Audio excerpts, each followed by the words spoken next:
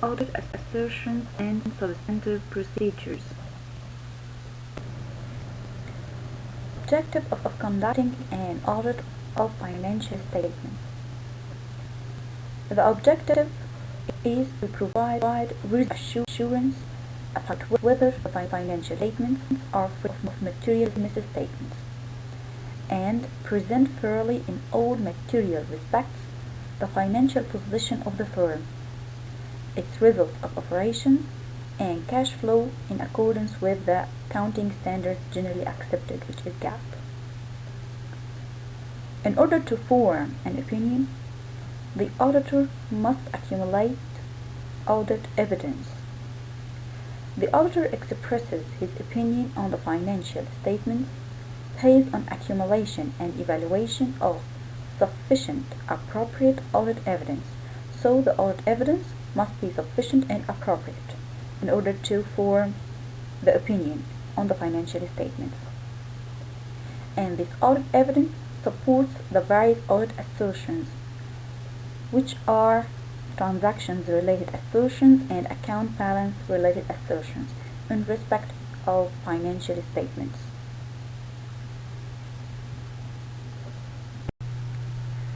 The audit evidence is obtained from the substantive audit procedures, which means that the auditor can conduct or perform substantive audit procedures in order to accumulate sufficient and appropriate audit evidence. As the International Auditing Standard 500, which is titled Audit Evidence, states that the objective of the auditor is to design and perform audit procedures in such a way as to enable the auditor to obtain sufficient and appropriate audit evidence, to be able to draw reasonable conclusions on which to base the auditor's opinion. So, the auditor's objective is to design and perform audit procedures to obtain sufficient appropriate audit evidence in order to draw reasonable conclusions which he will use or depend on in order to form his opinion. The audit procedures in order to obtain sufficient and appropriate audit evidence include the following. Number 1, test of controls. Number 2, substantive procedures, which includes test of details, analytical procedures.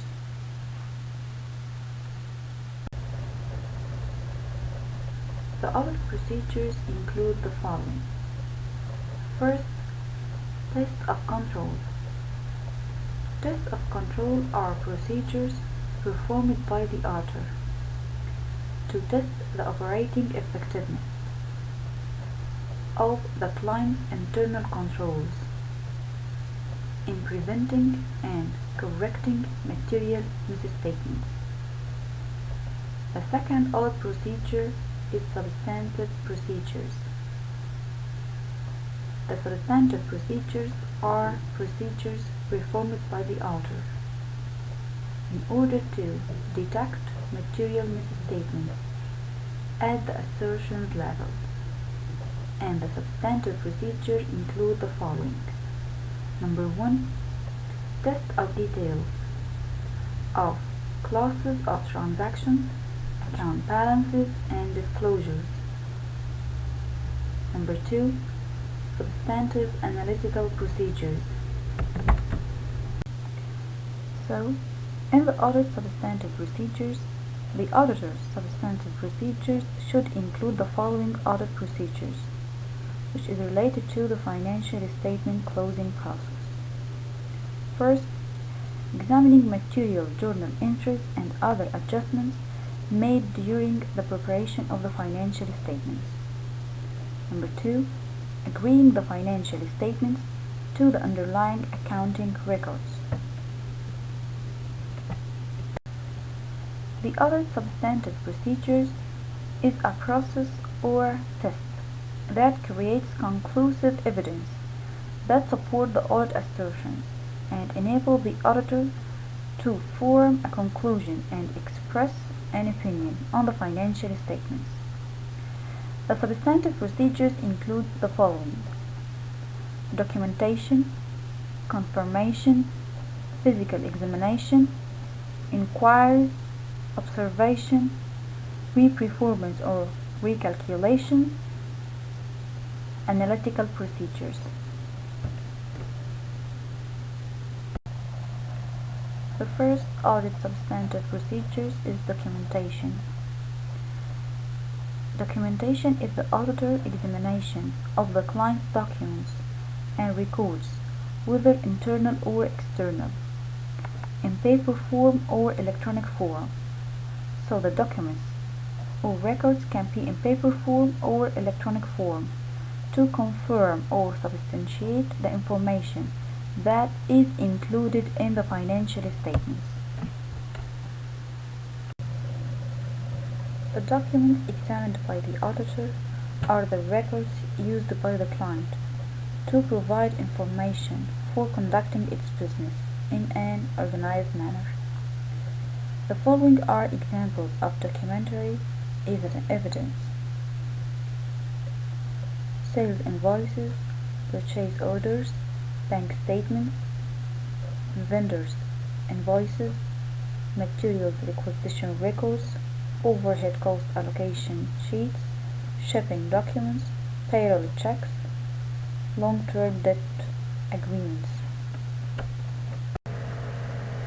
The documents which can be examined by the auditor can be internal documents or external documents.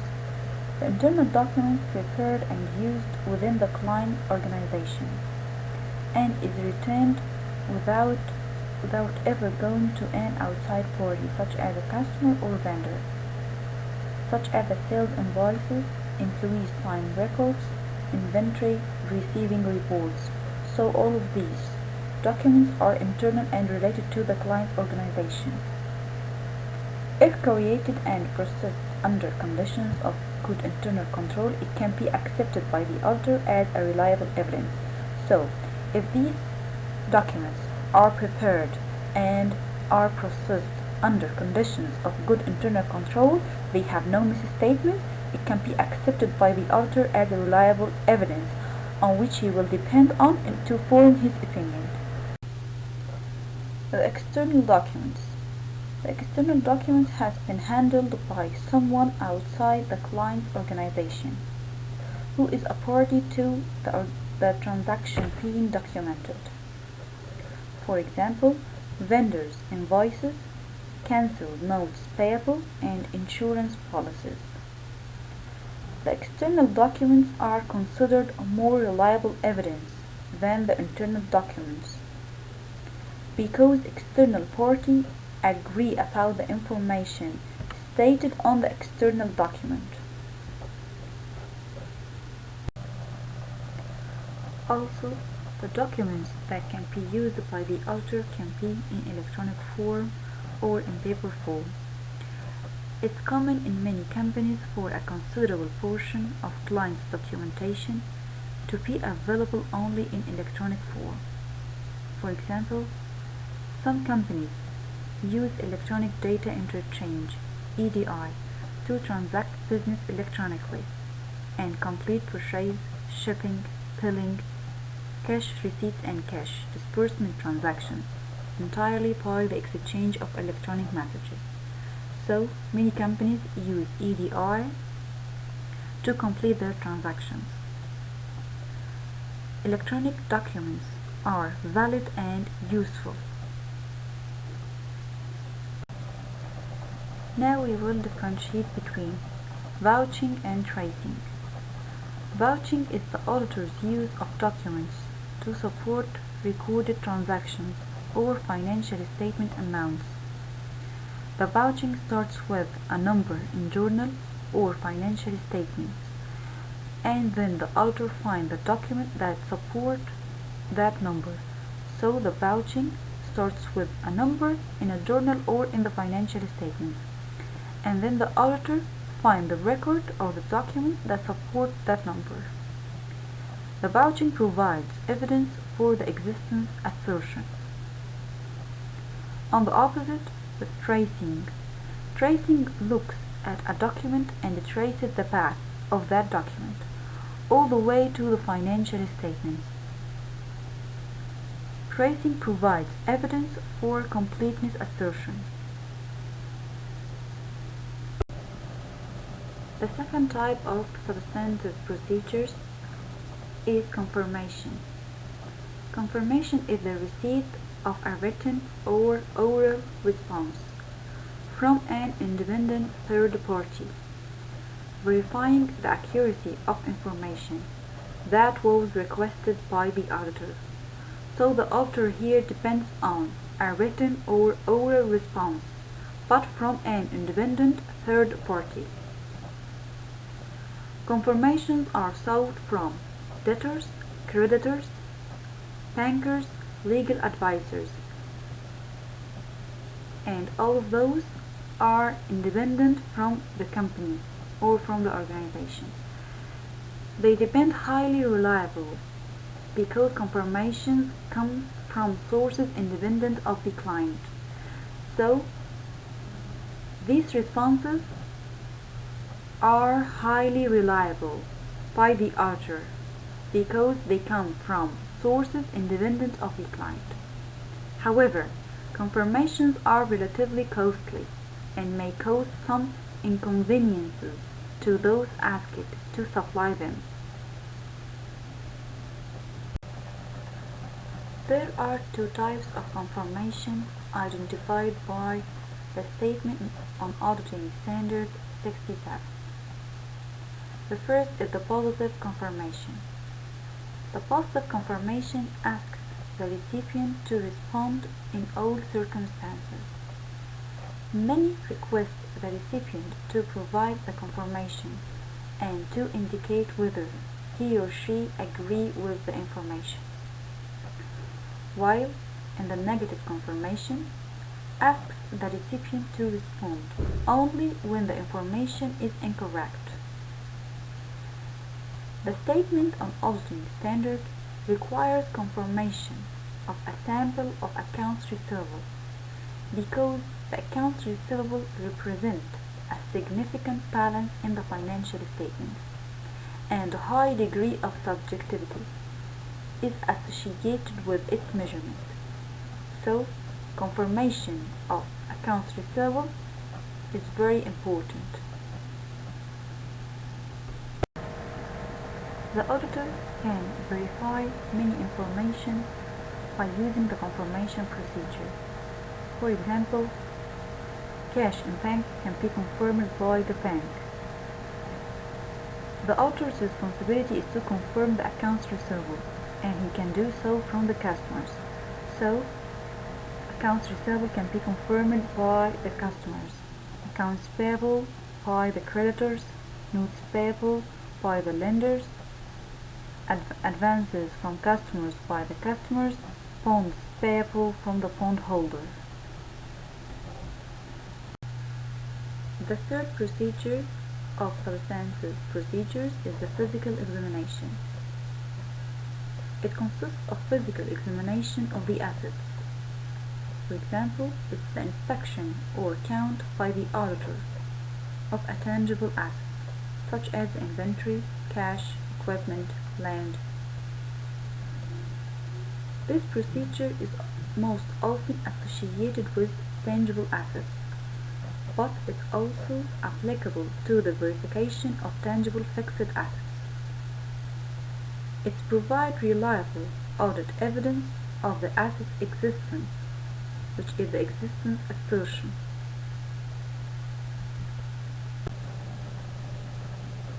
Another procedure that can be used by the auditor in substantive procedures is inquiry.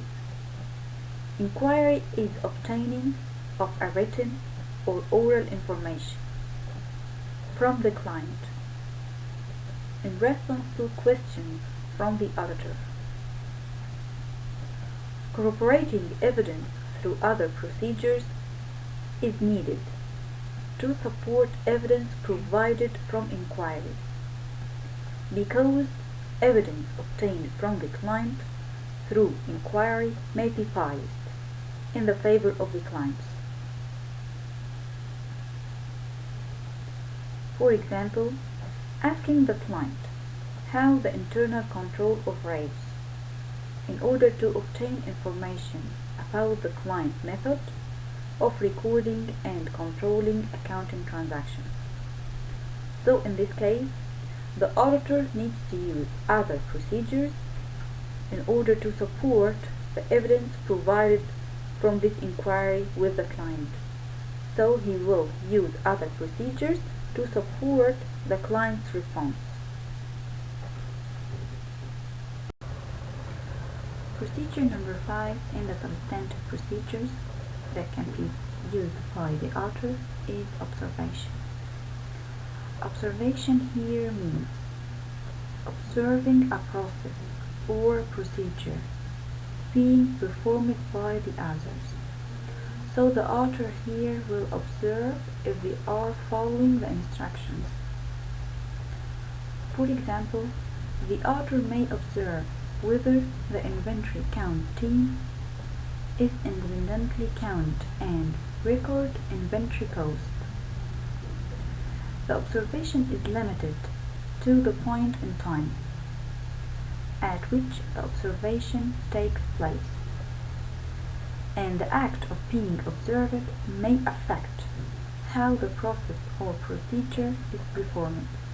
So when the author observes a process or procedure, it will affect the way this procedure or this process is performed.